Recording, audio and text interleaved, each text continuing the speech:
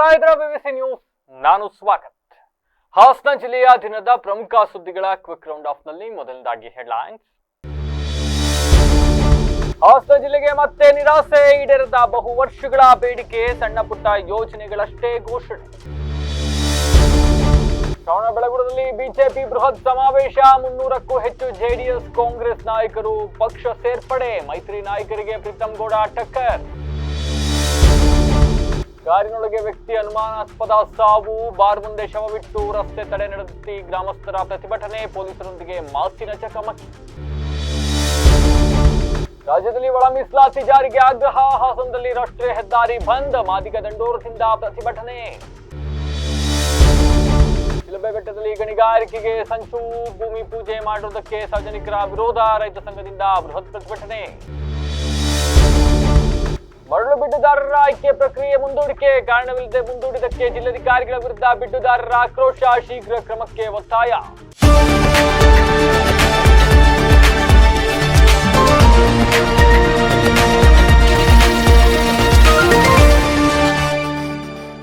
ವಾರ್ತೆಗಳ ವಿವರ.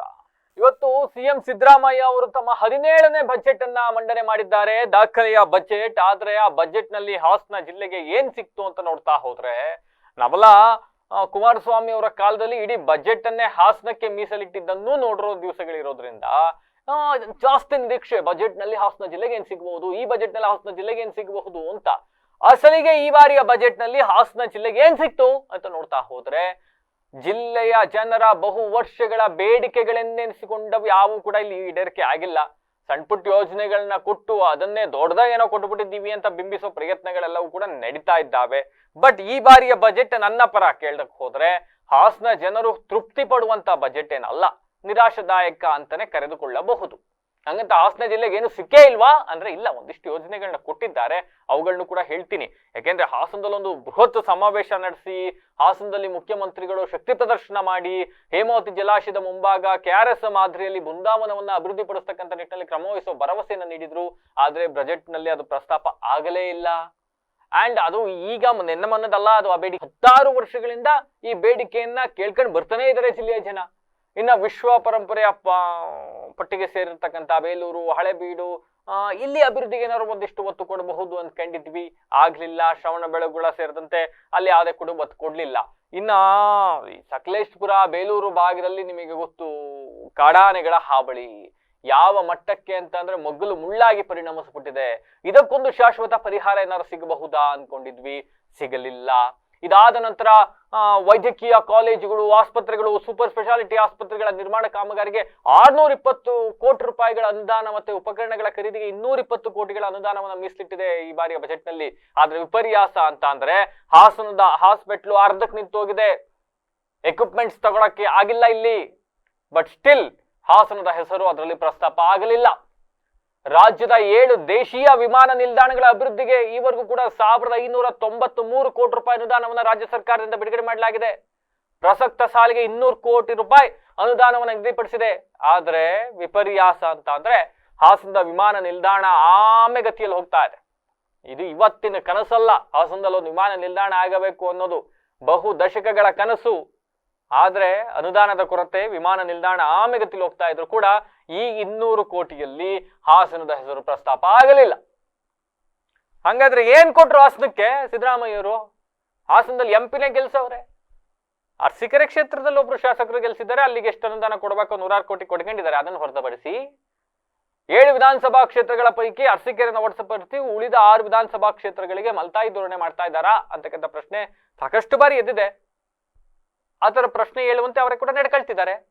ಇದರ ನಡುವೆಯೂ ಹಾಸನಕ್ಕೆ ಏನ್ ಸಿಕ್ತು ಅಂತ ನೋಡ್ತಾ ಹೋದ್ರೆ, ಹೊಸದಾಗಿ ಮೇಲ್ದರ್ಜೆಗೇರಿರತಕ್ಕಂಥ ಹಾಸನ ಮಹಾನಗರ ಪಾಲಿಕೆಗೆ ಮಹಾತ್ಮ ಗಾಂಧಿ ನಗರ ವಿಕಾಸ್ ಯೋಜನೆ 2.0 ಅದರಡಿಯಲ್ಲಿ 2026-27ನೇ ಸಾಲಿನಲ್ಲಿ ತಲಾ 200 ಕೋಟಿ ರೂಪಾಯಿ ಒದಗಿಸ್ತೀವಿ ಅಂತ ಹೇಳಿದ್ದಾರೆ. ಅದರಲ್ಲಿ ನಮ್ಮ ಹಾಸನನು ಕೂಡ ಮಹಾನಗರ ಪಾಲಿಕೆ ಮೇಲ್ದರ್ಜೆಗೆ ಇರೋದ್ರಿಂದ ನಮಗೂ ಕೂಡ 200 ಕೋಟಿ ರೂಪಾಯಿಯನ್ನ ಕೊಡ್ತಾರಂತೆ. ಅಂತೆ ಯಾಕಿದನ್ನು ಹೇಳ್ತೀನಿ ಅಂತ ಅಂದ್ರೆ, ಕಳೆದ ಬಜೆಟ್ ನಲ್ಲೂ 200 ಕೋಟಿ ರೂಪಾಯಿ ಕೊಡ್ತೀವಿ ಅಂತ ಇದೇ ರೀತಿಯಾದಂತ ಬೊಗಳೆ ಬಿಟ್ಟಿದ್ದ ಸರ್ಕಾರ, ಅದಾದ ನಂತರ ಹಾಸನದಲ್ಲಿ ಸ್ವರೂಪ್ ಅವರ ಹಾದಿಯಾಗಿ ದೇವೇಗೌಡರು ಕೂಡ ಪತ್ರವನ್ನ ಬರೀತಾರೆ. ಹಾಸನ ನಗರಸಭೆಯನ್ನ ಮಹಾನಗರ ಪಾಲಿಕೆಯಾಗಿ ಮೇಲ್ದರ್ಜೆಗೇರಿಸಿದ್ದೀರಿ. ಸಾಕಷ್ಟು ಹಳ್ಳಿ ಭಾಗಗಳನ್ನ ಇದೀಗ ಹಾಸನ ನಗರ ವ್ಯಾಪ್ತಿಗೆ ಬಂದಿರೋದ್ರಿಂದ ವಿಸ್ತೀರ್ಣ ಜಾಸ್ತಿ ಆಗಿದೆ, ಅಭಿವೃದ್ಧಿ ಮಾಡಕ್ಕೆ ಅನುದಾನ ಕೊಡಬೇಕು ಅಂತ ಕೇಳಿದಾಗ ನಮ್ಮ ಹತ್ರ ಕೊಡಕ್ಕೆ ದುಡ್ಡಿಲ್ಲ ಅಂತ ನೇರವಾಗಿ ಪತ್ರ ಬರೆದಿದ್ದ ಸರ್ಕಾರ ಇದು. ಬಜೆಟ್ ಅಲ್ಲಿ ಮಾತ್ರ 200 ಕೋಟಿ ಘೋಷಣೆ ಮಾಡಿದ್ರು, ಆದ್ರೆ 200 ರೂಪಾಯಿನೂ ಕೊಡ್ಲಿಲ್ಲ. 200 ರೂಪಾಯಿನೂ ಕೊಡ್ಲಿಲ್ಲ ಅನ್ನೋದು ಹಾಳು ಬಿದ್ದೋಗ್ಲಿ, ಇಷ್ಟು ವಿಸ್ತೀರ್ಣ ಜಾಸ್ತಿ ಆದ್ರೂ ಹೆಚ್ಚುವರಿ ಸಿಬ್ಬಂದಿಗಳನ್ನ ನೇಮಕ ಮಾಡ್ಕೊಳಂಗಿಲ್ಲ ಅಂತ ಹೇಳಿದ್ರು, ಕಟ್ಟಡವನ್ನ ಮತ್ತೆ ಎಕ್ಸ್ಟೆಂಡ್ ಮಾಡಂಗಿಲ್ಲ ಅಂತ ಹೇಳಿದ್ರು, ಅನುದಾನ ಅಂತೂ ಕೊಡಕ್ ನಮ್ತ ದುಡ್ಡಿಲ್ರಪ್ಪ, ಏನಾರು ಮಾಡ್ಕೇಳಿ ಅಂತ ಹೇಳಿ ಪಾಪ ಶಾಸಕರು ತಲೆ ಮೇಲೆ ಕಟ್ಟಿದ್ರು. ಈಗ ಮತ್ತೆ ಈ ಬಜೆಟ್ ನಲ್ಲಿ 200 ಕೋಟಿ ರೂಪಾಯಿ ಕೊಡ್ತೀವಿ ಅಂತ ಹೇಳಿದ್ದಾರೆ. ನಿಜವಾಗಿಯೂ ಕೊಡ್ತಾರೋ ಅಥವಾ ಬಜೆಟ್ ನ ಘೋಷಣೆಗಳಿಗೆ ಸೀಮಿತವೋ ಅನ್ನೋದನ್ನ ಕಾದು ನೋಡ್ಬೇಕಾಗುತ್ತೆ. ಯಾಕೆ ಈ ನಿರಾಶಾದಾಯಕವಾಗಿ ಹೇಳಿಕೆ ಕೊಡ್ತೀನಿ ಅಂತ ಅಂದ್ರೆ, ಕಳೆದ ಬಾರಿ ನೀವು ಫೇಲ್ ಆಗಿದ್ದೀರಿ ಕೊಡೋದ್ರಲ್ಲಿ. ಫೈನ್. ಮುಂದೊಡ್ದು 2026-27 ಸಾಲಿನಲ್ಲಿ ಅರಕಲಗೂಡು ತಾಲೂಕು ಮಲ್ಲಿಪಟ್ನ ಯೋಜನೆ, ದುದ್ದ ಮತ್ತು ಶಾಂತಿಗ್ರಾಮ ಕುಡಿಯುವ ನೀರಿನ ಯೋಜನೆ, ಚನ್ನರಾಯಪಟ್ಟಣ ಅಮಾನಿಕೆರೆ ಕುಡಿಯುವ ನೀರಿನ ಯೋಜನೆ, ದುದ್ದ ಮತ್ತೆ ಜಾವಗಲ್ ಹೋಬಳಿಯ 45 ಕೆರೆ ತುಂಬಿಸುವ ಯೋಜನೆ, ಚನ್ನರಾಯಪಟ್ಟಣ ತಾಲೂಕಿನಲ್ಲಿ 124 ಕೆರೆ ತುಂಬಿಸ್ತಕ್ಕಂಥ ಯೋಜನೆಗಳನ್ನ ಮುಕ್ತಾಯಗೊಳಿಸೋಕೆ ಅನುಮೋದನೆ ಕೊಡಲಾಗಿದೆ. ಕೆಲಸ ಪ್ರಾರಂಭ ಆಗಿರೋದನ್ನ ಮುಕ್ತಾಯಗೊಳಿಸೋಕೆ ಅನುಮೋದನೆ ಕೊಟ್ಟಿದ್ದಾರೆ. ಸದ್ಯ ಚನ್ನರಾಯಪಟ್ಟಣ ತಾಲೂಕಿನ 18 ಕೆರೆಗಳನ್ನ ಕುಡಿಯುವ ನೀರಿನ ಉದ್ದೇಶಕ್ಕಾಗಿ ತುಂಬಿಸುವ ಯೋಜನೆ, ಅರಸೀಕೆರೆ ತಾಲೂಕಿನಲ್ಲಿ ಎತ್ತಿನ ಹೊಳೆ ಗುರುತ್ವ ಕಾವಲೆ ಯೋಜನೆ ಅಡಿಯಲ್ಲಿ 9 ಕೆರೆಗಳ ಸುಧಾರಣೆ ಕಾಮಗಾರಿಗಳು, ಹೇಮಾವತಿ ಎಡದಂಡೆ ಕಾಲುವೆಯನ್ನ ಪುನರ್ ನಿರ್ಮಾಣ ಮಾಡ್ತಾರಂತೆ. ಯಾಕೆ ಗೊತ್ತಿಲ್ಲಪ್ಪ. ಹೇಮಾವತಿ ನದಿಯಿಂದ ನಾಗಮಂಗಲ, ಚನ್ನರಾಯಪಟ್ಟಣ ತಾಲೂಕುಗಳ ಕೆರೆಯನ್ನ ತುಂಬಿಸ್ತಕ್ಕಂಥ ಯೋಜನೆಗೆ ಆಡಳಿತಾತ್ಮಕ ಅನುಮೋದನೆ ಸಿಕ್ಕಿದೆ. ಅನುಮೋದನೆ. ಚನ್ನರಾಯಪಟ್ಟಣ ತಾಲೂಕು ಬಾಗೂರು ಕೆರೆ ಅಭಿವೃದ್ಧಿ ಕಾಮಗಾರಿ, ಅರಸೀಕೆರೆ ತಾಲೂಕು ಜಾವಗಲ್ ಭಾಗದಲ್ಲಿ 2 ಕಡೆ ಚೆಕ್ ಡ್ಯಾಂ ನಿರ್ಮಾಣ, ಅರಕಲಗೂಡು ತಾಲೂಕಿನ ಕೆಂಚನಕಟ್ಟೆಹಳ್ಳಿಯಲ್ಲಿ ಚೆಕ್ ಡ್ಯಾಂ ಕಮ್ ಬ್ರಿಡ್ಜ್ ನಿರ್ಮಾಣ, ಸಕಲೇಶಪುರ ತಾಲೂಕಿನ ರಾವುತನಹಳ್ಳಿ ಏತ ನೀರಾವರಿ ನಾಲೆ ಆಧುನೀಕರಣ, ಸಕಲೇಶಪುರ ತಾಲೂಕಿನ ಐಗೂರು ಕೆರೆ ಅಭಿವೃದ್ಧಿಗೆ ಉದ್ದೇಶಿಸಲಾಗಿದೆ. ಅರಸೀಕೆರೆ ತಾಲೂಕು ಮಾಯಕೊಂಡದಲ್ಲಿರ್ತಕ್ಕಂಥ ಶ್ರಮಿಕ ವಸತಿ ಶಾಲೆಯನ್ನ ತೆರೆಯೋದಾಗಿ ಸಿಎಂ ಕೂಡ ಹೇಳಿದ್ದಾರೆ. ಇವಕ್ಕೆಲ್ಲ ಅನುಮೋದನೆ ಇವೆಲ್ಲವೂ ಸಿಕ್ಕಿದವೆ, ಆಯ್ತಾ. ಬಟ್ ಹಾಸನಕ್ಕೆ ಏನ್ ಸಿಕ್ತು ದೊಡ್ಡದಾಗಿ ಅಂತ ಅಂದ್ರೆ 200 ಕೋಟಿ ಕೊಡ್ತೀವಿ ಅಂತ ಹೇಳಿಕೊಂಡಿದ್ದಾರೆ. ಹೋದ್ಸಲಿನೂ ಹೇಳಿದ್ದವ್ರು ಕೊಟ್ಟಿಲ್ಲ, ಮತ್ತೊಂದು ಬಜೆಟ್ ಅಲ್ಲಿ ಈ ಘೋಷಣೆ ಮಾಡಿದವರು ಕೊಡ್ತಾರೋ ಇಲ್ಲೋ ಗೊತ್ತಿಲ್ಲ. ಯಾಕೆಂದ್ರೆ ಪಾಪ ಅವ್ರ ದುಡ್ಡಿಲ್ಲ. ಫೈನ್. ಚನ್ನರಾಯಪಟ್ಟಣ ತಾಲೂಕಿನ ಶ್ರವಣಬೆಳಗೊಳ ಹೋಬಳಿಯಲ್ಲಿ ಬಿಜೆಪಿ ಬೃಹತ್ ಸಮಾವೇಶ ಮಾಡ್ಕೊಂಡಿದ್ದಾರೆ. ಅಂಡ್ ಕಾಂಗ್ರೆಸ್ ಜೆಡಿಎಸ್ ಪಕ್ಷದ ಕಾರ್ಯಕರ್ತರು, ನಾಯಕರು, ಮುಖಂಡರುಗಳನ್ನ ಬಿಜೆಪಿ ಪಕ್ಷಕ್ಕೆ ಮಾಜಿ ಶಾಸಕರಾಗಿರ್ತಕ್ಕಂಥ ಬಿಜೆಪಿ ಪ್ರಧಾನ ಕಾರ್ಯದರ್ಶಿ ಆಗಿರ್ತಕ್ಕಂಥ ಪ್ರೀತಮ್ ಗೌಡ್ರು ಹಾಗೂ ಬಿಜೆಪಿಯ ಸ್ಥಳೀಯ ಮುಖಂಡರಾಗಿರ್ತಕ್ಕಂಥ ಚಿದಾನಂದ ಅವರ ನೇತೃತ್ವದಲ್ಲಿ ಇವತ್ತು ಪಕ್ಷ ಸೇರ್ಪಡೆ ಕಾರ್ಯಕ್ರಮವನ್ನು ಕೂಡ ಆಯೋಜನೆ ಮಾಡಲಾಗಿದೆ. ಈ ವೇಳೆ ಮಾಜಿ ಶಾಸಕ ಪ್ರೀತಮ್ ಗೌಡ್ರು ಮಾತನಾಡಿದ್ದಾರೆ. ಸಿಕ್ಕಲ್ಲಿ ಬಿಜೆಪಿ ಪಕ್ಷದ ಬಗ್ಗೆ ಮಾತನಾಡ್ತಕ್ಕಂಥ ಕಾಂಗ್ರೆಸ್ ನಾಯಕರಿಗೆ ಇಂದಿನ ಶ್ರವಣಬೆಳಗೊಳದ ಸಮಾವೇಶವೇ ಉತ್ತರ. ಇದು ಕೇವಲ ಪ್ರಾರಂಭ. ಮುಂದಿನ ಗ್ರಾಮ ಪಂಚಾಯತಿ, ತಾಲೂಕು ಪಂಚಾಯತಿ, ಜಿಲ್ಲಾ ಪಂಚಾಯತಿ ಚುನಾವಣೆಗಳಲ್ಲಿ ಬಿಜೆಪಿ ಪಕ್ಷ ಅಧಿಕಾರಕ್ಕೆ ಬರುತ್ತೆ. ಜಿಲ್ಲೆಯ 7 ತಾಲೂಕಿನಲ್ಲೂ ಕೂಡ ಬಿಜೆಪಿ ಬೂತ್ ಮಟ್ಟದಲ್ಲಿ ಗಟ್ಟಿಯಾಗಿದೆ. ನಮ್ ಕೆಲಸ ಪಕ್ಷ ಕಟ್ಟದು, ಚುನಾವಣೆಯಲ್ಲಿ ಅಭ್ಯರ್ಥಿ ಯಾರು ಅನ್ನೋದನ್ನ ನಿಗದಿಪಡಿಸ್ತಕ್ಕಂಥದ್ದು ಹೈಕಮಾಂಡ್. ಅದನ್ನ ಸರ್ವೆ ಮುಖಾಂತರ ಮಾಡ್ತಾರೆ. ಯಾರಿಗೆ ಯಾರು ಇಂಥವರೇ ಅಭ್ಯರ್ಥಿ ಅಂತ ಬರ್ಕೊಟ್ಟಿಲ್ಲ. ಸಿಟ್ಟಿಂಗ್ MLAಗಳೇ ಮುಂದುವರಿತಾರೆ ಅಂತಕ್ಕಂಥ ಭ್ರಮೆಯೂ ಕೂಡ ಯಾರಿಗೂ ಬೇಡ. ಸಕ್ರಿಯವಾಗಿ ಬಿಜೆಪಿಯನ್ನ ಬೇರು ಮಟ್ಟದ ಸಮೇತವಾಗಿ ಕಟ್ಟ ಕೆಲಸ ನಾವೆಲ್ಲ ಮಾಡೋಣ. ಸರ್ವೆ ಮಾಡ್ತಾರೆ. ಆ ಸರ್ವೆಲಿ ಯಾರು ಗೆಲ್ತಾರೆ ಅಂತ ಸರ್ವೆ ರಿಪೋರ್ಟ್ ಬರುತ್ತೋ ಅದ್ರ ಆಧಾರದ ಮೇಲೆ ಟಿಕೆಟ್ ಕೊಡ್ತಾರೆ. 7 ವಿಧಾನಸಭಾ ಕ್ಷೇತ್ರದಲ್ಲಿ 5ನೇ ಬಿಜೆಪಿ ಕೊಡ್ಬೋದು, 6ನೇ ಕೊಡ್ಬೋದು, 7 ಕೊಟ್ಬಿಡಬಹುದು. ಜನ ಜಿಲ್ಲೆಯಲ್ಲಿ ರೊಟ್ಟಿ ಚಟ್ನಿ ತಿಂದು ಬೇಜಾರಾಗಿದ್ದಾರೆ. ದೋಸೆ ಬೇಕು, ದೋಸೆ ತಿನ್ನೋಣ ಅನ್ಬೇಕು. ಆ ದೋಸೆನೆ ಬಿಜೆಪಿ ಅಂತ ಹೇಳುವ ಮೂಲಕ ಇಲ್ಲಿವರೆಗೂ ಗೆಲ್ಸಿದವ್ರನ್ನೇ ಗೆಲ್ಸಿದ್ದೀರಿ. ನಾವು ಒಂದು ಹೊಸ ಟೇಸ್ಟ್ ಕೊಡಕ್ ಬಂದಿದ್ದೀವಿ, ನಮ್ಮನ್ನು ಒಮ್ಮೆ ಒಪ್ಗಳಿ ಅಂತ ಹೇಳ್ದಂಗ್ ಕಾಣಿಸ್ತಾ ಇದೆ. ಅಲ್ಲೂ ಕೂಡ JDS ನ ಶಾಸಕರಿದ್ದಾರೆ. CN ಬಾಲಕೃಷ್ಣ ಅವರು, ಮೈತ್ರಿ ಪಕ್ಷದ ಶಾಸಕರು, ಅಲ್ಲೂ ಕೂಡ ಸಿಟ್ಟಿಂಗ್ MLA ಇರ್ತಕ್ಕಂಥದ್ದು. ಸಿಟ್ಟಿಂಗ್ MLA JDS ಇದ್ದಾರೆ, ನಾವು ಮೈತ್ರಿ ಮಾಡ್ಕೊಂಡಿದ್ದೀವಿ ಅಂತ ಬಿಜೆಪಿ ಕಚೇರಿಗೆ ಬಾಕ್ಲಾಕಂಡ್ ಕುತ್ಕೊಳಕ್ಕಾಗತ್ತಾ? ಹಂಗಾಗಿ ಪಕ್ಷ ಸಂಘಟನೆ ನಮ್ಮ ಜವಾಬ್ದಾರಿ ಅಂತಕ್ಕಂಥ ಸ್ಟೇಟ್ಮೆಂಟ್ ಅನ್ನ ಪ್ರೀತಮ್ ಗೌಡ್ರು ಕೊಟ್ಟಿದ್ದ.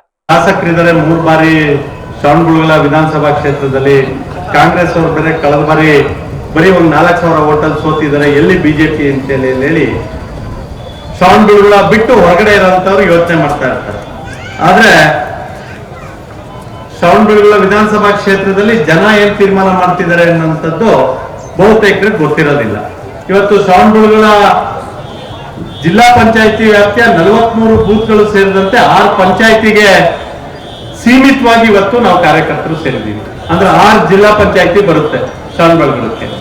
ಅದೇ ರೀತಿ ಒಂದು ಪುರಸಭೆ ಬರುತ್ತೆ. ಅಂದ್ರೆ ಒಂದು ಜಿಲ್ಲಾ ಪಂಚಾಯತಿ ವ್ಯಾಪ್ತಿಯಲ್ಲಿ ಭಾರತೀಯ ಜನತಾ ಪಾರ್ಟಿ ಎಲ್ಲಿದೆ ಅಂತೇಳಿ ಹೇಳಿ ಸಿಕ್ಕಲ್ಲಿ ಮಾತನಾಡುವಂತ ವಿರೋಧ ಪಕ್ಷದ ನಾಯಕರುಗಳಿಗೆ ಉತ್ತರ ಎಲ್ಲಿದೆ ಅಂತ ಹೇಳಿದ್ರೆ ಇವತ್ತಿನ ಶ್ರವಣಬೆಳಗೊಳದಲ್ಲಿ ಚಾಲನೆಯನ್ನ ಕೊಟ್ಟಿದ್ದೀವಿ. ಇದು ಕೇವಲ ಪ್ರಾರಂಭ. ಮುಂದಿನ ದಿನಗಳಲ್ಲಿ ಶ್ರವಣಬೆಳಗೊಳ ಸೇರಿದಂತೆ ಒಳನರಸೀಪುರ ಆಗ್ಬೋದು, ಅರ್ಕಲಗೂಡು ಆಗ್ಬೋದು, ಅರಸೀಕೆರೆ ಆಗ್ಬೋದು, 2 ಭಾಗದಲ್ಲಿ ಶಾಸಕರಿದ್ದಾರೆ. ಹಾಸನದಲ್ಲಿ ಭಾರತೀಯ ಜನತಾ ಪಾರ್ಟಿಗೆ ಗಟ್ಟಿಯಾಗಿದೆ. 7 ವಿಧಾನಸಭಾ ಕ್ಷೇತ್ರದಲ್ಲಿ ಭಾರತೀಯ ಜನತಾ ಪಾರ್ಟಿ ಬೂತ್ ಮಟ್ಟದಿಂದ ಹಿಡಿದು ಪ್ರತಿ ಚುನಾವಣೆಯಲ್ಲೂ ಕೂಡ ಗಟ್ಟಿಯಾಗಿದೆ ಅನ್ನೋ ಸಂದೇಶವನ್ನ ನಮ್ಮ ಕಾರ್ಯಕರ್ತರು ನಿಮ್ಮ ನೇತೃತ್ವದಲ್ಲಿ, ಮತದಾರರ ನೇತೃತ್ವದಲ್ಲಿ ಮಾಡುವಂತ ಕೆಲಸವನ್ನ ಮಾಡ್ತಾರೆ ಅಂತ ಹೇಳಲಿಕ್ಕೆ ನಾನಿವತ್ತು ನಿಮ್ ಮುಂದೆ ಬಂದು ನಿಂತಿದ್ದೀನಿ. ಚುನಾವಣೆಯಲ್ಲಿ ಅಭ್ಯರ್ಥಿ ಯಾರಾಗ್ತಾರೆ ಅನ್ನೋದನ್ನು ತೀರ್ಮಾನ ಮಾಡುವಂತದ್ದು ಸರ್ವೆ ರಿಪೋರ್ಟ್ ಬಂದಂತ ಸಂದರ್ಭದಲ್ಲಿ ಭಾರತೀಯ ಜನತಾ ಪಾರ್ಟಿಯ ನೇತೃತ್ವ ಶ್ರವಣಬೆಳಗೊಳದಲ್ಲಿ ಶಕ್ತಿಯುತವಾಗಿದೆ ಅಂತ ಹೇಳಿದ್ರೆ ಇವತ್ತು ನಾನು ಹೇಳ್ತಾ ಇದ್ದೀನಿ ಕೇಳಿ. ಭಾರತೀಯ ಜನತಾ ಪಾರ್ಟಿಯ ಅಭ್ಯರ್ಥಿನೇ NDA ಅಭ್ಯರ್ಥಿಯಾಗಿ ನಮ್ಮ ಶ್ರವಣಬೆಳಗೊಳದಿಂದ ಆಯ್ಕೆ ಆಗ್ತಾರೆ. ಯಾರು GPA ಬರ್ಕೊಟ್ಟಿಲ್ಲ, ಇಂಥವ್ರೆ ಇಂಥ ಕ್ಷೇತ್ರದ ಅಭ್ಯರ್ಥಿ ಆಗ್ತಾರೆ ಅಂತ ಹೇಳಿ ನಮ್ಮ ಕೆಲಸ ಪಕ್ಷವನ್ನ ದೃಢಪಡಿಸುವಂತದ್ದು, ಗಟ್ಟಿಗೊಳಿಸುವಂತದ್ದು. ಮುಂದುವರೆದ ಭಾಗ ರಾಷ್ಟ್ರೀಯ ನಾಯಕರು ಇಡೀ ರಾಜ್ಯದಲ್ಲಿ ಸರ್ವೆ ಮಾಡ್ತಾರೆ. ಯಾರು ಗೆಲ್ತಾರೆ ಅಂತ ಹೇಳಿ ಯಾವ ಪಕ್ಷಕ್ಕೆ ಅವಕಾಶ ಇದೆ, ಯಾವ ವ್ಯಕ್ತಿಗೆ ಅವಕಾಶ ಇದೆ ಅಂತ ಹೇಳ್ತಾರೆ, ಆ ವ್ಯಕ್ತಿಗೆ ಅವಕಾಶವನ್ನು ಕಲ್ಪಿಸ್ಕೊಡ್ತಾರೆ ಹೊರತು ಯಾರೋ ಇವತ್ತು ಸಿಟ್ಟಿಂಗ್ MLA ಇದ್ದಾರೆ ಅವ್ರು ನಾಳೆ ಟಿಕೆಟ್ ಕನ್ಫರ್ಮ್ ಅಂತ ಭ್ರಮೆಯಲ್ಲಿ ಯಾರು ಕೂಡ ಇರೋದು ಬೇಡ. ಸಕ್ರಿಯವಾಗಿ ಭಾರತೀಯ ಜನತಾ ಪಾರ್ಟಿಯನ್ನ ಬೇರೆ ಮಟ್ಟದಿಂದ ಕಟ್ಟುವಂತ ಕೆಲಸವನ್ನ ನಾವೆಲ್ಲರೂ ಸೇರ್ ಮಾಡೋಣ. ಯಾಕೆ ಈ ಮಾತನ್ನು ಹೇಳ್ತಿದ್ದೀನಿ ಅಂತ ಹೇಳಿದ್ರೆ, ದಿನ ಬೆಳಗ್ಗೆ ಎದ್ದು ರೊಟ್ಟಿ ಮಾಡ್ಕೊಡ್ತಾ ಇರ್ತಾರೆ ನಮ್ಮವ್ವ. ರೊಟ್ಟಿ ಚಟ್ನಿ ಅಂತ ಹೇಳಿ ಒಂದಿನಾದ್ರೂ ಇಡ್ಲಿ ಮಾಡವ ಅಂತ ಹೇಳಿ ಕೇಳ್ತೀವ ಇಲ್ವಾ? 3 ಬಾರಿ ರೊಟ್ಟಿನೇ ತಿಂತಿದೀವಿ. ಒಂದ್ಸಲಿ ದೋಸೆ ತಿನ್ಬೇಕು ಅನ್ಸುತ್ತಾ ಇಲ್ವಾ? ಅನ್ಸುತ್ತಾನೆ. ಆ ದೋಸೆನೇ ಭಾರತೀಯ ಜನತಾ. ಹಾಸನ ತಾಲೂಕಿನ ಸಾಲ್ಗಾಮೆ ಹೋಬಳಿ ಸೀಗೆ ಇಲ್ಲಿರ್ತಕ್ಕಂಥ ವೀರಾಪುರ ಗ್ರಾಮದಲ್ಲಿ 42 ವರ್ಷದ ದೊರೆಸ್ವಾಮಿ ಅಂತಕ್ಕಂಥವ್ರು ಕಾರಿನೊಳಗೆ ಮೃತಪಟ್ಟ ಸ್ಥಿತಿಯಲ್ಲಿ ಪತ್ತೆಯಾಗಿದ್ದಾರೆ. ಹಾಗಾಗಿ ಇದನ್ನ ಅನುಮಾನಾಸ್ಪದ ಸಾವಿಗೆ ಕಾರಣ ಏನು ಅನ್ನೋದು ಗೊತ್ತಾಗಿಲ್ಲ. ಇದು ಕೊಲೆ ಇರಬಹುದು ಅಂತ ಕುಟುಂಬಸ್ಥರು ಆರೋಪ ಮಾಡ್ತಾ ಇದ್ದಾರೆ. ಅಂಡ್ ಈ ಹಿನ್ನೆಲೆಯಲ್ಲಿ ಇವತ್ತು ಗ್ರಾಮಸ್ಥರು ಬಾರ್ ಮುಂದೆ ಶವವನ್ನ ಇಟ್ಟು ರಸ್ತೆ ತಡೆ ನಡೆಸಿ ಪ್ರತಿಭಟನೆ ನಡೆಸಿದ್ರಲ್ಲದೆ ಪೊಲೀಸರ ನಡುವೆ ಮಾತಿನ ಚಕಮಕಿ ಕೂಡ ನಡೆದಿದೆ. ಏನು ಅಂತ ನೋಡ್ತಾ ಹೋದ್ರೆ ಹಾಸನ ಹಳೆಬೀಡು ರಸ್ತೆ ರಾಯಪುರ ಗ್ರಾಮದ ಸಮೀಪ ಇರತಕ್ಕಂತ ಶ್ರೀ ಲಕ್ಷ್ಮೀ ವೆಂಕಟೇಶ್ವರ ಬಾರ್ ಇಲ್ಲಿಗೆ ಹೋಗಿದ್ರಂತೆ ದೊರೆಸ್ವಾಮಿ ಅವರು. ಅವತ್ತೇನೋ ಗಲಾಟೆ ಆಯ್ತಂತೆ. ಮರುದಿನ ಮತ್ತೆ ಅಲ್ಲಿ ಯಾಕೆ ನೆನೆ ಗಲಾಟೆ ಮಾಡಿದ್ರು ಅಂತ ಕೇಳಕ್ಕೇನೋ ಹೋಗಿದ್ರಂತೆ. ಅವತ್ತಿನ ಸಂಜೆ ನೋಡಿದ್ರೆ ಅಲ್ಲಿ ಮುಂದೆ ನಿಲ್ಸಿದ ಕಾರ್ ಒಳಗಡೆನೆ ದೊರೆಸ್ವಾಮಿ ಅವರ ಮೃತದೇಹ ಪತ್ತೆಯಾಗಿತ್ತಂತೆ. ಅಂಡ್ ವಿಷಯ ತಿಳಿದಂತೆ ವೀರಾಪುರ ಹಾಗೂ ಸುತ್ತಮುತ್ತಲಿನ ಗ್ರಾಮಸ್ಥರು ಸ್ಥಳಕ್ಕೆ ಆಗಮಿಸಿ ಯಾರನ್ನು ಪರಿಶೀಲನೆ ನಡೆಸಿದ್ದಾರೆ. ಉಸಿರು ಕಟ್ ಸತ್ತೋಗಿರ್ಬೋದು ಅಂತ ನೋಡಿದ್ರೆ ಅವ್ರ ಮೇಲೆ ಹಲ್ಲೆ ಮಾಡಿರ್ತಕ್ಕಂಥದ್ದು, ಸುಟ್ಟ ಹಾಕಿರ್ತಕ್ಕಂಥದ್ದು ಇವೆಲ್ಲವೂ ಕೂಡ ಗೋಚರಿಸಿದೆ. ಆ ವಿಡಿಯೋಗಳನ್ನು ತೋರ್ಸಕ್ ಆಗೋದಿಲ್ಲ, ಹಂಗಾಗಿ ನಾವು ತೋರಿಸ್ತಾ ಇಲ್ಲ. ಹಂಗಾಗಿ ಇದು ಯಾವ ಕಾರಣಕ್ಕೂ ಉಸಿರು ಕಟ್ ಸತ್ತಿರೋದಂತೂ ಅಲ್ಲ, ನೋಡ್ ತಕ್ಷಣ ಹೇಳ್ಬಹುದು. ಹಿಂಗಾಗಿ ಇದು ಕೊಲೆ ಅಂತ ಹೇಳಿ ಗ್ರಾಮಸ್ಥರು ಅಸಮಾಧಾನ ಹೊರ ಹಾಕಿದ್ರು. ಬಾರ್ ಮುಂದೆ ಶವ ಇಟ್ಟು ಪ್ರತಿಭಟನೆ ಮಾಡಿದ್ರು. ನ್ಯಾಯ ಬೇಕು ಅಂತ ಕೇಳಿದ್ರು. ಕೆಲ ರಾಜಕಾರಣಿಗಳು ಇಲ್ಲಿ ಮಧ್ಯಪ್ರವೇಶ ಮಾಡಿ ಪ್ರಕರಣವನ್ನ ಮುಚ್ಚಾಕೋ ಪ್ರಯತ್ನ ಪಡ್ತಾ ಇದ್ದಾರೆ. ಹಂಗಾಗಿ ಇದು ಯಾವಕ್ಕೂ ಕೂಡ ನಾವು ಜಗ್ಗಲ್ಲ ಬಗ್ಗಲ್ಲ ಅಂತ ಹೇಳಿದ್ರು. ಪೊಲೀಸರು ಮಧ್ಯಪ್ರವೇಶ ಮಾಡಿ ಸಮಾಧಾನ ಮಾಡಿಸಕ್ ಹೋದ್ರು. ಆ ಸಂದರ್ಭದಲ್ಲಿ ಪೊಲೀಸರೊಟ್ಟಿಗೆ ಒಂದಿಷ್ಟು ಮಾತಿನ ಚಕಮಕಿಗಳೆಲ್ಲ ನಡೀತು.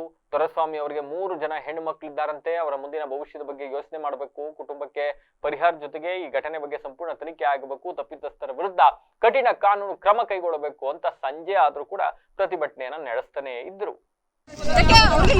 ಪವರ್ ಐತೆ ಅಂತ ಕೇಳ್ಬೋದು. ನಾವು ಸಾರ್ವಜನಿಕ ಏನು ಕೇಳಂಗಿಲ್ಲ ಸರ್. ನೋವಾಗಿರೋದು ನಮಗೆ, ಕಳ್ಕೊಂಡಿರೋ ನಮ್ಮನೆ ಮಗನ್ ನಾವು. ಇವತ್ತು ತಪ್ಪಿಲ್ಲ ಓಪನ್ ಮಾಡ್ತೀನಿ ಬಾರಲ್ಲಿ ಇರ್ಬೇಕಾಯ್ತು.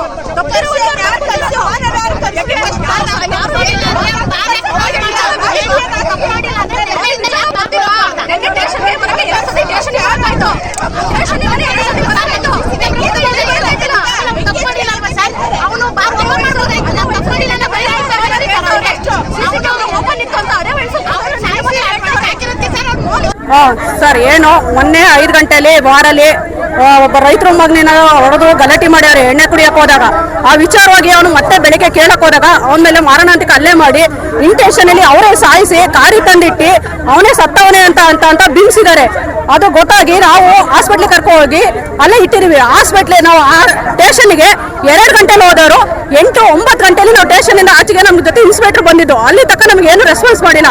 ಅದ್ರ ಮಧ್ಯದಲ್ಲಿ ಏನೀಗ ಇದು ಒಳ್ಳೆದಿದ್ದಾರೆ ವಯಸ್ಸಿನ ಕೃಷ್ಣ ಆಗಿರ್ಬೋದು, ಮಂಜು, ದರ್ಶನ್ ಇವರಾಗಿರ್ಬೋದು, ಮತ್ತೆ ಅದಕ್ಕೆ ರಾಜಕೀಯ ವ್ಯಕ್ತಿಗಳು ಇನ್ಕ್ಲೂಡ್ ಆಗಿ ಅವರು ಬಂದು ಅವ್ರಿಗೆಲ್ಲ ಇನ್ಫಾರ್ಮ್ ಮಾಡಿದ್ಮೇಲೆ ಅವ್ರು ತುಂಬಾ ಡಿಲೇ ಮಾಡಿದ್ದಾರೆ.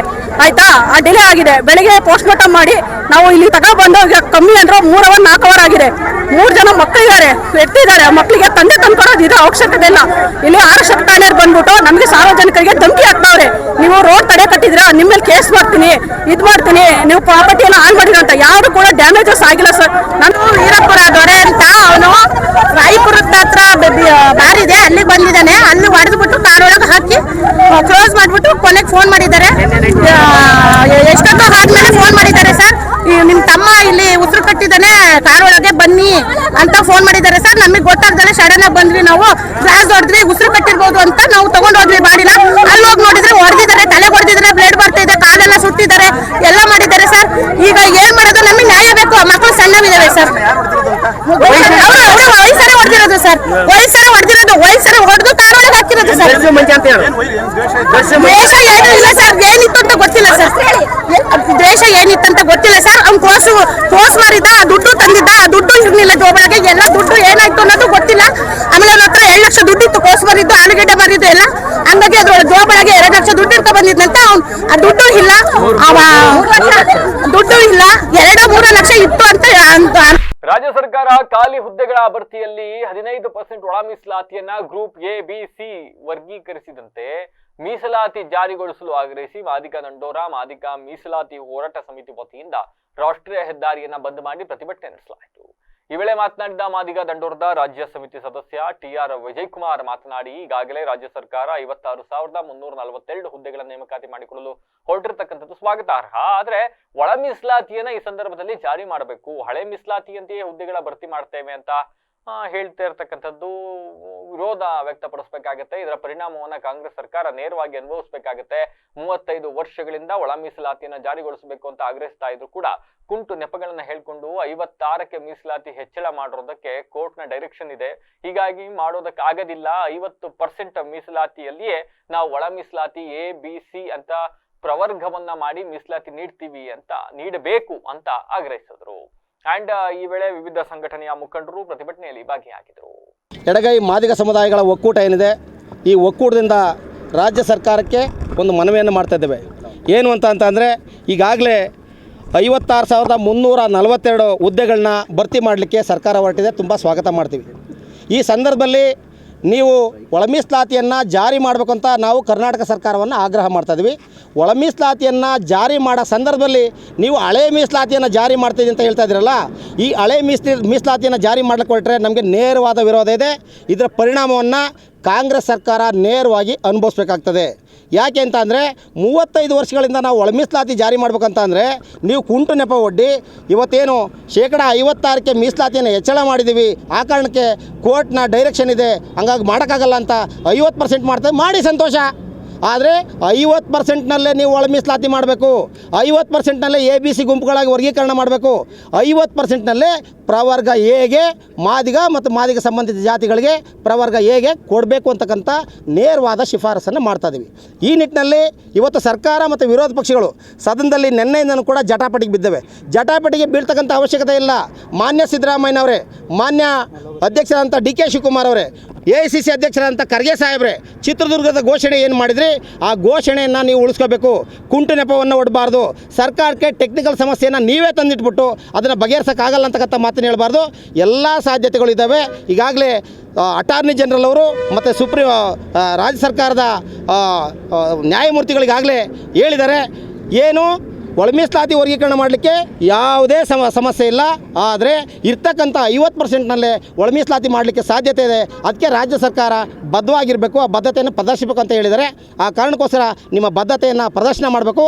ಇಲ್ಲ ಅಂದರೆ ನಾವು ಏನು 2 ಉಪಚುನಾವಣೆ ಇದೆ, 2 ಉಪಚುನಾವಣೆಯಲ್ಲೂ ಕೂಡ ಆಲೂರಿನಲ್ಲಿರ್ತಕ್ಕಂಥ ಶಿಲುಬೆ ಬೆಟ್ಟದಲ್ಲಿ ಪುನಃ ಗಣಿಗಾರಿಕೆ ಪ್ರಾರಂಭಿಸಲು ಭೂಮಿ ಪೂಜೆ ಮಾಡಿರೋದನ್ನ ವಿರೋಧಿಸಿ ಕರ್ನಾಟಕ ರಾಜ್ಯ ರೈತ ಸಂಘ ಹಸಿರು ಸೇನೆ ಇವರು ಗುರುವಾರ ಜಿಲ್ಲಾಧಿಕಾರಿ ಕಚೇರಿ ಮುಂಭಾಗ ಆವರಣದಲ್ಲಿ ಪ್ರತಿಭಟನೆಯನ್ನು ನಡೆಸಿದ್ದಾರೆ. ಈ ವೇಳೆ ಮಾತನಾಡಿದ ರೈತ ಸಂಘದ ರಾಜ್ಯ ಉಪಾಧ್ಯಕ್ಷ ಆನೆಕೆರೆ ರವಿ, ಆಲೂರು ತಾಲೂಕು ಶಿಲುಬೆ ಬೆಟ್ಟದಲ್ಲಿ ಗಣಿಗಾರಿಕೆ ಮಾಡೋದನ್ನ ನಿಲ್ಲಿಸಲು ಈ ಹಿಂದೆ ಜಿಲ್ಲಾಡಳಿತಕ್ಕೆ ಒತ್ತಾಯ ಮಾಡಿದ್ವಿ. ಅದರಂತೆ ಗಣಿಗಾರಿಕೆನ ಕೂಡಲೇ ನಿಲ್ಲಿಸೋದಕ್ಕೆ ಜಿಲ್ಲಾಧಿಕಾರಿಗಳು ಆದೇಶವನ್ನು ಕೂಡ ಮಾಡಿದ್ರು. ಆದ್ರೆ ಬುಧವಾರ ಆ ಗ್ರಾಮದಲ್ಲಿ ಗಣಿಗಾರಿಕೆ ಮಾಡೋದಕ್ಕೆ ಭೂಮಿ ಪೂಜೆಯನ್ನ ಮಾಡಿದ್ದಾರೆ. ತಹಸೀಲ್ದಾರ್ ಅವರು ಗಣಿಗಾರಿಕೆಗೆ ಅನುಮತಿ ನೀಡಿದ್ದಾರೆ ಅಂತ ಹೇಳಲಾಗ್ತಾ ಇದೆ. ಆದ್ರಿಂದ ನಾವು ಜಿಲ್ಲಾಧಿಕಾರಿಗಳ ಕಚೇರಿ ಮುಂದೆ ಪ್ರತಿಭಟನೆ ಮಾಡ್ತಾ ಇದ್ದೀವಿ. ನಾವು ಒಂದು ವೇಳೆ ಗಣಿಗಾರಿಕೆಯನ್ನ ಏನಾದ್ರು ಜಿಲ್ಲಾಡಳಿತ ಒಪ್ಪಿಗೆ ನೀಡಿದ್ರೆ ಮುಂದೆ ಉಗ್ರವಾದ ಹೋರಾಟ ಮಾಡಬೇಕಾಗುತ್ತೆ ಅಂತಕ್ಕಂಥ ಎಚ್ಚರಿಕೆಯನ್ನು ನೀಡಿದ್ರು. ಈ ಸಂದರ್ಭದಲ್ಲಿ ರೈತ ಸಂಘದ ಜಿಲ್ಲಾಧ್ಯಕ್ಷ ಬಾಬು, ಸತೀಶ್ ಪಟೇಲ್, ರಂಗಮ್ಮ ಸೇರಿದಂತೆ ಮತ್ತಿತರರು ಹಾಜರಿದ್ದರು. ಏನಿವತ್ತು ಆಲೂರು ತಾಲೂಕು ಹೊಸಮಠ ಗ್ರಾಮದಲ್ಲಿ ನಾವು ಹಿಂದೆ ಗಣಿಗಾರಿಕೆಯ ವಿರುದ್ಧ ಜಿಲ್ಲಾಧಿಕಾರಿಗಳಿಗೆ ನಾವೊಂದು ಮನವಿ ಮಾಡಿದ್ದು, ಒತ್ತಾಯ ಮಾಡಿದ್ದು. ಅದಕ್ಕೆ ನಮ್ಮ ಒತ್ತಾಯಕ್ಕೆ ಸ್ಪಂದನೆ ಮಾಡಿ ಗಣಿಗಾರಿಕೆ ನಿಲ್ಲಿಸಬೇಕು ಅಂತ ಕೂಡಲೇ ಆದೇಶವನ್ನು ಮಾಡಿದ್ದಾರೆ. ಆದರೆ ನಿನ್ನೆ ಹೊಸಮಠ ಗ್ರಾಮದಲ್ಲಿ ಭೂಮಿ ಪೂಜೆಯನ್ನು ಗಣಿಗಾರಿಕೆಯವರು ಮಾಡ್ತಾಯಿದ್ದಾರೆ. ಇದರ ವಿರುದ್ಧ ನಾವು ಗಣಿಗಾರಿಕೆಯನ್ನು ನಿಲ್ಲಿಸಿ ಅಂತ ಜಿಲ್ಲಾಧಿಕಾರಿ ಹೇಳಿದ್ದಾರೆ. ತಹಸೀಲ್ದಾರು ಅನುಮತಿ ಇದೆ ಅಂತ ತಹಸೀಲ್ದಾರ್ ಹೇಳ್ತಾರೆ. ಆದ್ದರಿಂದ ನಾವು ಇವತ್ತು ಜಿಲ್ಲಾಧಿಕಾರಿಗಳ ಹತ್ರ ಬಂದಿದ್ದೀವಿ. ನೀವೇನಾದರೂ ಪರ್ಮಿಷನ್ ಕೊಟ್ಟರೆ ನಾವು ಉಗ್ರ ಹೋರಾಟವನ್ನು ಮಾಡ್ತೀವಿ ಅಂತ ನಾವು ಎಚ್ಚರಿಕೆಯನ್ನು ಕೊಡ್ತಾಯಿದ್ದೀವಿ. ಹಾಸನ ಜಿಲ್ಲಾ ಮರಳು ಉಸ್ತುವಾರಿ ಸಮಿತಿ ವತಿಯಿಂದ ಕರೆಯಲಾಗಿರ್ತಕ್ಕಂಥ ಮರಳು ಈ ಟೆಂಡರ್ನ ಯಶಸ್ವಿ ಬಿಡ್ಡುದಾರರನ್ನ ಲಾಟರಿ ಮೂಲಕ ಆಯ್ಕೆ ಮಾಡಲು ನಿಗದಿಪಡಿಸಲಾಗಿದ್ದಂತಹ ಒಂದು ಕಾರ್ಯಕ್ರಮವನ್ನ ಕಾರಣ ಇಲ್ಲದೆ ಮುಂದಿಡೋದಕ್ಕೆ ಬಿಡ್ಡುದಾರರು ಜಿಲ್ಲಾಧಿಕಾರಿಗಳ ವಿರುದ್ಧ ಆಕ್ರೋಶ ವ್ಯಕ್ತಪಡಿಸಿರ್ತಕ್ಕಂಥ ಘಟನೆ ನಡೆದಿದೆ. ಆಕ್ರೋಶ ವ್ಯಕ್ತಪಡಿಸಿ ಪ್ರತಿಭಟನೆ ಕೂಡ ನಡೆಸಿದ್ದಾರೆ. ಈ ವೇಳೆ ದಲಿತ ಉದ್ದಿಮೆದಾರರ ಅಧ್ಯಕ್ಷ ಪ್ರಸನ್ನ ಮಾತನಾಡಿ, ಕಳೆದ ಮೇ ತಿಂಗಳಲ್ಲಿ ಮರಳು ಗಣಿಗಾರಿಕೆ ನಡೆಸೋದಕ್ಕೆ ಸಕಲೇಶಪುರ, ಆಲೂರು, ಬೇಲೂರು ಸೇರಿದಂತೆ 3 ತಾಲೂಕುಗಳಲ್ಲಿ ಗಣಿಗಾರಿಕೆಯನ್ನ ನಿಗದಿಪಡಿಸಿ 26 ಬ್ಲಾಕ್ಗಳನ್ನ ಹರಾಜಿಟ್ಟಿದ್ರು. ಆದ್ರೆ ಅಧಿಕಾರಿಗಳ ಕಾರ್ಯವೈಫಲ್ಯದಿಂದ ಅದನ್ನ ಮುಂದೂಡಲಾಗ್ತಾ ಇತ್ತು. ತದನಂತರ ಡಿಸೆಂಬರ್ ತಿಂಗಳಲ್ಲಿ ಕೂಡ ಟೆಂಡರ್ ಕರೆದಿದ್ರು. ಅದರಲ್ಲಿ SC, ST, ಜನರಲ್ ಸೇರಿ ಸುಮಾರು 78 ಜನ ಆಯ್ಕೆ ಆಗಿದ್ದು ಲಾಟ್ರಿ ಮುಖಾಂತರ ನಿಮ್ಮನ್ನ ಆರಿಸ್ತೀವಿ ಅಂತ ನೋಟಿಸ್ ನೀಡಿದ್ರು. ಅವರ ಮಾತಿನಂತೆ ಬಂದ್ರು ಕೂಡ ಪುನಃ ಕ್ಯಾನ್ಸಲ್ ಮಾಡಿದ್ದಾರೆ. ಈಗ ಇದು ಇದ್ದ ಲಾಟ್ರಿ ಪ್ರಕ್ರಿಯೆಯನ್ನ ಯಾವ ಕಾರಣವಿಲ್ಲದೆ ಕ್ಯಾನ್ಸಲ್ ಮಾಡಿದ್ದಾರೆ. ಲಾಟ್ರಿ ಪ್ರಕ್ರಿಯೆಯನ್ನ ಮುಂದೂಡ್ತಿರ್ತಕ್ಕಂಥ ಹಿಂದೆ ಇರ್ತಕ್ಕಂಥ ಹುನ್ನಾರ ಏನು, ಇವರ ಲೋಪ ದೋಷಗಳಿಂದ SC, ST ಸಮುದಾಯಕ್ಕೆ ಅನ್ಯಾಯವಾಗ್ತಾ ಇದೆ. ಶೀಘ್ರ ಲಾಟ್ರಿ ಪ್ರಕ್ರಿಯೆಯನ್ನ ಮುಂದುವರಿಸಿ ನಮ್ಗೆಲ್ಲ ನ್ಯಾಯ ದೊರಕಿಸಿಕೊಡ್ಬೇಕು ಅಂತ ಆಗ್ರಹಿಸಿದ್ದಾರೆ. 20-50 ಗಾಡಿ ಅಕ್ರಮವಾಗಿ ಮರಳು ಬರ್ತಾ ಇದಾವೆ. ಇವೆಲ್ಲ ಕಾಣದ ಕೈಗಳ ಕೆಲಸ. ಇಲ್ಲಿ ಈ ಕಡೆ ಕ್ರಷರ್ ಅವ್ರದ್ದು ಒತ್ತಡ, ಅಕ್ರಮ ಮರಳುಗಾರಿಕೆ ಮಾಡೋರ್ದು ಒತ್ತಡ, ಎರಡೂ ಒತ್ತಡಗಳಿದ್ದು ಈ ಕೆಲಸ ಮಾಡ್ತೀರ ಅವರು. ಯಾಕಂದ್ರೆ ಹೋಗುತ್ತೆ 8,000 ಸಿಗುತ್ತಲ್ಲ, ಇದು 8,500 ಮರಳು ಕೊಡ್ಬೇಕು. 14,000 ಮಾಡ್ತೀರಲ್ಲ, ಅದರಿಂದ ಈ ಉದ್ದೇಶ ಮಾಡ್ತೀರ. 8,500 ಮರಳು ಸಿಗುತ್ತೆ. ಸ್ಯಾಂಡ್ ಕ್ವಾಲಿಟಿನೋ ಮರಳು ಕ್ವಾಲಿಟಿನೋ. ಆ ಕಾರಣಕ್ಕೆ ಕ್ರಷರ್ ಅವರು ಲಾಬಿ ಮಾಡ್ತಾ ಇದ್ದಾರೆ. ಇಲ್ಲಿ ಇವ್ರುಗಳಿಗೆ ಒತ್ತಡ ಹೇಳಿ ಟೆಂಡರ್ನ ಕ್ಯಾನ್ಸಲ್ ಮಾಡ್ತಾ ಇದ್ದಾರೆ ಅಧಿಕಾರಿಗಳು. ಹೆಸರು ಪ್ರಸನ್ನ ಅಂತೇಳಿ, ಹಾಸನ ಜಿಲ್ಲಾ ದಲಿತ ಉದ್ದಿಮೆದಾರ ಸಂಘದ ಅಧ್ಯಕ್ಷರು ಮಾತಾಡ್ತಾ ಇದ್ದೀನಿ. ಪ್ರಸನ್ನ ಅಂತೇಳಿ. ಏನು ಕಳೆದ 2025 ಮೇ ತಿಂಗಳಲ್ಲಿ ಹಾಸನ ಜಿಲ್ಲೆಯ ಮರಳು ಗಣಿಗಾರಿಕೆ ನಡೆಸಲು ಸಕಲೇಶಪುರ, ಆಲೂರು, ಬೇಲೂರು ತಾಲೂಕುಗಳ 3 ತಾಲೂಕುಗಳಲ್ಲಿ ಗಣಿ ಮತ್ತು ಭೂವಿಜ್ಞಾನ ಇಲಾಖೆಯಿಂದ 26 ಮರಳು ಬ್ಲಾಕ್ಗಳನ್ನ ನಿಗದಿಪಡಿಸಿ ಅದರಲ್ಲಿ SC, ST, ಹ್ಯಾಂಡಿಕ್ಯಾಪ್ಟು ಮತ್ತು ಜನರಲ್ಲು ಇಷ್ಟುಗಳನ್ನ ನಿಗದಿಪಡಿಸಿ 26 ಬ್ಲಾಕ್ಗಳನ್ನ ಹರಾಜಿಗಿಟ್ಟರು. ಈ ಹರಾಜಿಗಿಟ್ಟಂಥ ಸಂದರ್ಭದಲ್ಲಿ ಹಾಸನ ಜಿಲ್ಲೆಯಿಂದ 122 ಜನ ಮೊದಲ ಹಂತದಲ್ಲಿ ನಾವು ಟೆಂಡರ್ಗಳನ್ನ ಹಾಕಿದ್ವು. ಆದರೆ ಗಣಿ ಇಲಾಖೆಯ ಟೆಕ್ನಿಕಲ್ ಕಾರಣ ಇಟ್ಕೊಂಡು ಅವರ ತಪ್ಪಿದ್ರು ಕೂಡ 3 ತಿಂಗಳು ಕಳೆದ ಮೇಲೆ ಟೆಂಡರ್ನ ಕ್ಯಾನ್ಸಲ್ ಮಾಡಿದರು. ನಾವು ಸರ್ಕಾರಕ್ಕೆ ಕೋಟ್ಯಾಂತರ ರೂಪಾಯಿ EMDಗಳನ್ನ ಒಂದೊಂದು ಪಾಯಿಂಟಿಗೆ 15-16 ಲಕ್ಷ ರೂಪಾಯಿ ನಿಗದಿ ಮಾಡಿದ್ದಾರೆ. ಒಬ್ಬೊಬ್ಬರು ಕೋಟ್ಯಾಂತರ ರೂಪಾಯಿ EMDಗಳನ್ನ ಸರ್ಕಾರಕ್ಕೆ ನಾವು ಸಲ್ಲಿಸಿದ್ವಿ ಈ ಪ್ರೊಕ್ಯೂಟ್ಮೆಂಟ್ಗೆ. ಅದು 3 ತಿಂಗಳ ನಂತರ ನಮಗೆ ರಿಟರ್ನ್ ಆಗ್ತು. ಕಾರಣ ಇಲ್ಲದೇ ಟೆಂಡರ್ ಕ್ಯಾನ್ಸಲ್ ಮಾಡಿದರು. ತದನಂತರ ಡಿಸೆಂಬರಲ್ಲಿ ಮತ್ತೆ ಒಂದು ಟೆಂಡರ್ ಕರೆದ್ರು. ಆ ಡಿಸೆಂಬರಲ್ಲಿ ಟೆಂಡರ್ ಕರೆದಂಥದ್ರಲ್ಲಿ 92 ಜನ ಪಾರ್ಟಿಸಿಪೇಟ್ ಮಾಡಿದ್ದು. ಅದರಲ್ಲಿ ಟೆಕ್ನಿಕಲ್ಲು ಎಲ್ಲ ಫೈನಲ್ ಆಗಿ 78 ಜನ ನಾವು ಫೈನಲ್ಲಾಗಿ ಆಯ್ಕೆ ಆಗಿದ್ವಿ. ಏನು 78 ಜನ ಫೈನಲಾಗಿ ಆಯ್ಕೆ ಆಗಿದ್ದು ಅವರ ಎಲ್ಲ ಟೆಕ್ನಿಕಲ್ಲು ಎಲ್ಲ ಪರಿಶೀಲನೆ ಆಗಿ ಕಳೆದ ತಿಂಗಳು 13ನೇ ತಾರೀಕಲ್ಲಿ ನೀವು ಜಿಲ್ಲಾಧಿಕಾರಿಗಳ ಸಭಾಂಗಣದಲ್ಲಿ ಲಾಟ್ರಿ ಮೂಲಕ ನಿಮ್ಮನ್ನು. ಈಗ ಮತ್ತೊಮ್ಮೆ ಹೆಡ್ಲೈನ್. ಹಾಸನ ಜಿಲ್ಲೆಗೆ ಮತ್ತೆ ನಿರಾಸೆ. ಈಡೇರದ ಬಹು ವರ್ಷಗಳ ಬೇಡಿಕೆ, ಸಣ್ಣ ಪುಟ್ಟ ಯೋಜನೆಗಳಷ್ಟೇ ಘೋಷಣೆ.